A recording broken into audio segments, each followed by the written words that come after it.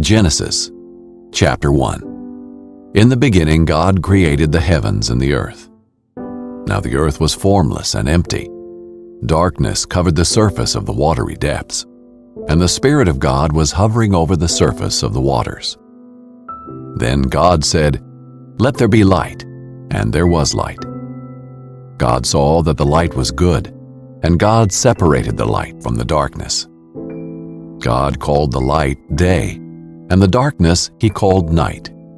There was an evening and there was a morning, one day. Then God said, "Let there be an expanse between the waters, separating water from water." So God made the expanse and separated the water under the expanse from the water above the expanse. And it was so. God called the expanse sky. Evening came, and then morning, the second day. Then God said, "Let the water under the sky be gathered into one place, and let the dry land appear." And it was so. God called the dry land earth, and the gathering of the water he called seas. And God saw that it was good. Then God said, "Let the earth produce vegetation, seed-bearing plants and fruit trees on the earth, bearing fruit with seed in it, according to their kinds." And it was so. The earth produced vegetation, seed-bearing plants according to their kinds, and trees bearing fruit with seed in it according to their kinds. And God saw that it was good. Evening came, and then morning, the third day. Then God said, "Let there be lights in the expanse of the sky to separate the day from the night. They will serve as signs for seasons and for days and years. They will be lights in the expanse of the sky to provide light on the earth." And it was so. God made the two great lights, the greater light to rule over the day and the lesser light to rule over the night, as well as the stars.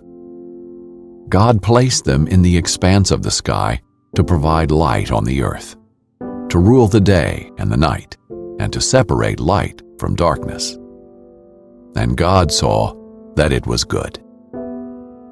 Evening came, and then morning, the fourth day. Then God said, "Let the water swarm with living creatures, and let birds fly above the earth across the expanse of the sky." So God created the large sea creatures and every living creature that moves and swarms in the water, according to their kinds. He also created every winged creature according to its kind. And God saw that it was good. God blessed them.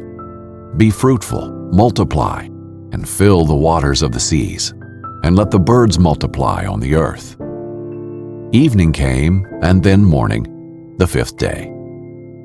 Then God said, "Let the earth produce living creatures according to their kinds, livestock, creatures that crawl, and the wildlife of the earth according to their kinds." And it was so. So God made the wildlife of the earth according to their kinds, the livestock according to their kinds, and all the creatures that crawl on the ground according to their kinds. And God saw that it was good. Then God said, "Let us make man in our image, according to our likeness. They will rule the fish of the sea, the birds of the sky, the livestock, the whole earth, and the creatures that crawl on the earth." So God created man in his own image. He created him in the image of God. He created them male and female.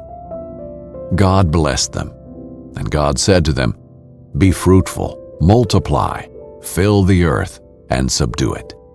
Rule the fish of the sea, the birds of the sky, and every creature that crawls on the earth." God also said, "Look, I have given you every seed-bearing plant on the surface of the entire earth, and every tree whose fruit contains seed. This will be food for you, for all the wildlife of the earth, for every bird of the sky, and for every creature that crawls on the earth, everything having the breath of life in it, I have given every green plant for food." And it was so. God saw all that he had made, and it was very good indeed. Evening came, and then morning, the sixth day.